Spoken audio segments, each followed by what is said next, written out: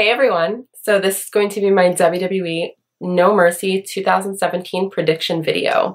So looking over the card, not every single match has been announced, but the meat of the card has been announced, and let's be real, that's basically all the matches that most people care about. I don't know anyone that cares about filler matches. However, I will say I'm a little freaking envious that I did not get this at SummerSlam. A lot of these matches are freaking stacked. Strowman, Lesnar, Cena, Reigns. What? That's amazing. Like, that's, to me, that's top 4. I don't know how No Mercy kind of snuck under the door and became like a top 4 pay-per-view, but damn, these matches are stacked, and you would think it was a top 4 pay-per-view, but it's not. So I'm assuming it's going to be an amazing pay-per-view. I mean, it looks amazing on paper. So like I said myself, I'm jealous that we didn't get this for SummerSlam. So one of the rumors matches that I wanted to touch on first, it probably will be the opener. That is for the Cruiserweight title. We have Neville versus Enzo Amore. I honestly hate Enzo. I think he's trash as a human being and as a wrestler. He's a piece of fucking shit. Like, honestly, you could just do your research. Just Google. Google's your best friend, okay? He's an example of someone who has no excuse to not know wrestling, but he doesn't know wrestling. To give you just a full rundown of just a few of these are the highlights. Yeah, definitely. Go for it. Here's some Enzo highlights. We'll start with this one. Enzo is from New Jersey. What's the one thing New Jersey has a vast number of? Wrestling schools. Guess how many days of wrestling training Enzo had before he got signed? 0. He's garbage, to say the least, and I don't want to spend any more time on this piece of trash, delinquent, failed abortion. To be honest with you, all I have to say is that I hope the motherfucker gets future endeavored in the next couple months. The sooner the better. Neville for the win. I love him. He's the aerial legend. Up next, we have Finn Balor versus Bray Wyatt. So my decision on who wins this match is based on how Balor is going to come out, whether he's going to be Club Balor with a leather jacket or the Demon. Obviously, WWE has been heavily protecting the Demon gimmick, and he hasn't lost as the Demon. So I fully believe that if, you know, it's Demon Balor, then Balor's going over again. And if it's Club Balor, then I believe Bray Wyatt will actually sneak in a win here, and they will have their rubber match at TLC. So it all depends upon who Balor is that night. Up next for the Raw Tag titles, we have Seth Rollins and Dean Ambrose versus Cesaro and Sheamus. Now, this match is probably going to steal the show once again. They had a fantastic freaking match at SummerSlam. Definitely go out of your way to watch it. If you didn't, it was so good. So if that's any inkling of how amazing it freaking was at SummerSlam, it's probably going to be even better. Now, any little kinks they might have had in their SummerSlam match, they've probably like ironed out, and it's going to be fucking balls to the wall incredible. So I'm excited for this, but I can't see Rollins and Ambrose losing just yet. They just won the straps, so I would have Rollins and Ambrose go over here, so that's definitely my prediction, but I think the match is going to steal the show. As always, Rollins and Cesaro always work amazing together when they're in the ring together because they are best friends in real life, so you know how that goes. Usually people who are best friends usually work amazing together because they trust each other with their bodies, and they just know each other so well. So I just hope it's amazing. I hope it's better than their first encounter, if that's even possible. So fucking amazing.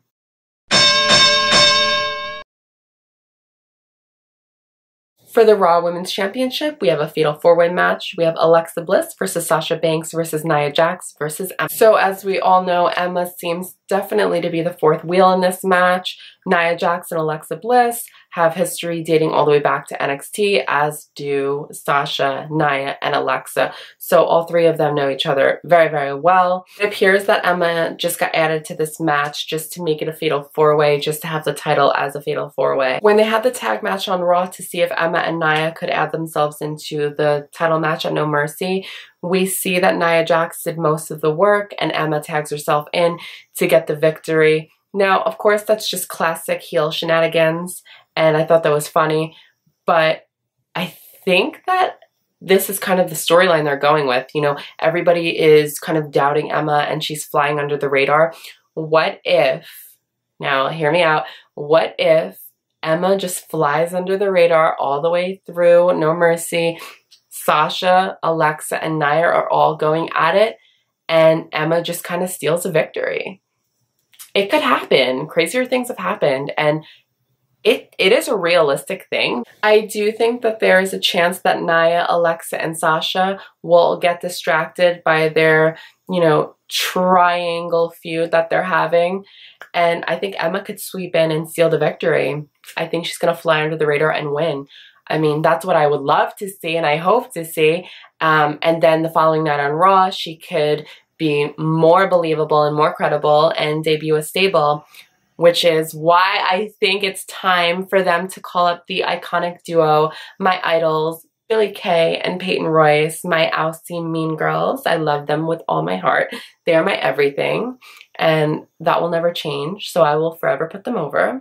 Talented, brilliant, incredible, amazing, show-stopping, spectacular, never the same, totally unique, completely not ever been done before.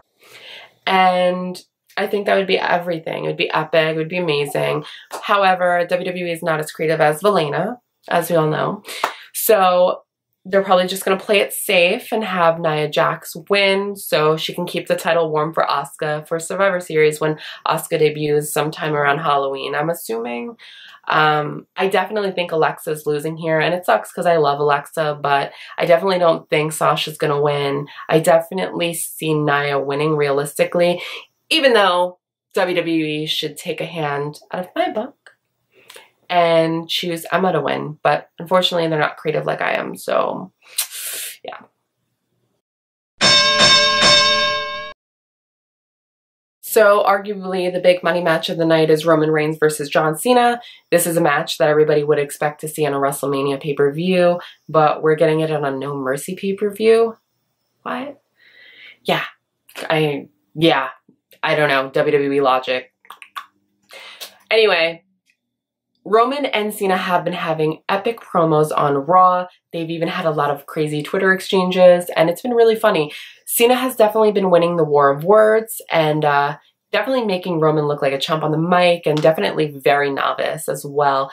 And rightfully so. I mean, Cena is the top guy, regardless of what anyone says. He could do it all. He could talk, he could wrestle, and he's good at what he does. He's a fucking legend. He is. Like, I'm not really a fan of Cena. I'll say that I'm really not, but the guy has been loyal to the company. My prediction on this match is basically based off of if this will be their only encounter, like if this is a one-off confrontation, I definitely see Roman winning because that will ensure him to cement himself as the top guy in the company. Now, if this is going to be kind of like drawn out for a couple months, then I definitely see Cena going over, as of course he has been winning the war of words, so it will give Roman something to chase after during the fall winter time. And I also think it would make Roman look more human and more of a natural baby face if, you know, Cena's constantly dissing him and making him look like an idiot, and it would make Roman look more like under a sympathetic light. We would feel a little bit more for Roman, more sympathy, more empathy, what have you. So I think if it's a one-off, definitely Roman will win, but if it's not, Cena will definitely win the first encounter. So it basically all depends on how they are booking this feud, or if it's just a one-off match just to gain traction on their network subscribers. Logically, that is the only reason why I think that they are having such a high-profile match at a filler pay-per-view like No Mercy. They maybe are low on buy rates for their network and they want to skyrocket their buy rates, of course, in a time where TV is, you know, essentially kind of dying out. You know, we live in a world where YouTube, Netflix, Hulu are taking over, and network television is pretty much dying, you know, to say the least. So that is definitely a good way to boost up their network subscriptions by having high profile matches. I still have a hard time believing, you know, it's at a filler pay-per-view. I feel like that's the wrong time. I think they could have waited, but WWE, as we all know, very fucking impatient. The match that I'm most looking forward to for No Mercy, of course, is Brock Lesnar versus Braun Strowman for the Universal title. Now, I love me some Strowman. Strowman's fucking amazing. Strowman is a viable contender, in my opinion. He's definitely proved that within this year alone. He's killing it, on fucking fire. Braun Strowman is extremely over with the crowd, and on this past Monday Night of Raw, we saw that when he put Big Show through the cage, the fans were chanting so loud and they were cheering for Strowman, and you could just tell that this guy is money. In my opinion, if Lesnar has plans of taking a long break from WWE this time around, then I feel like it is best for them to take the belt off of Lesnar. I don't like the idea of the champion being off the show for months at a time like Lesnar has been. You know, 3 months off the shows, it's not right. And I feel like a fighting champion is always the best kind of champion, whether you're heel or face. As long as you're there, I can't hate on you for that. Lesnar is best known for being a part-timer, and I don't like it. Regardless of if it draws views or not, I just don't like it. I would definitely have Strowman win no matter what. However, if Lesnar stays into the mix and he's there for the fall, winter, and so on, I definitely think they're going to keep the title on Lesnar and just roll with it. I believe that the winner of this match, regardless of if Strowman loses, is Strowman. Strowman is the winner regardless, even if he does not win the Universal title, if he does not capture the title, because this is why. Lesnar is so incredibly over. He's probably the most over guy right now, just with his UFC crossover and just his fan base alone. Like, everybody's obsessed with Lesnar. I'm not, but I understand the appeal and I get it.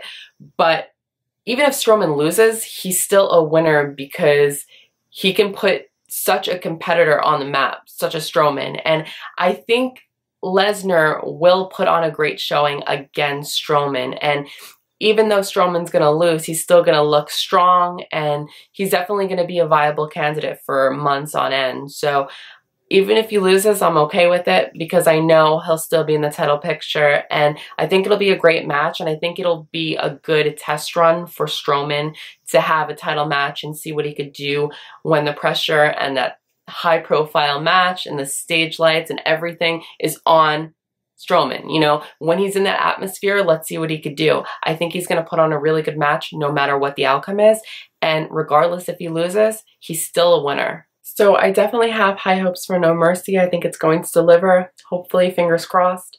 So if you guys like this video, please give it a like, smash the subscribe button down below, and I'll be back soon with more videos. I love you guys so much. Thanks for watching, and please follow me on my social media.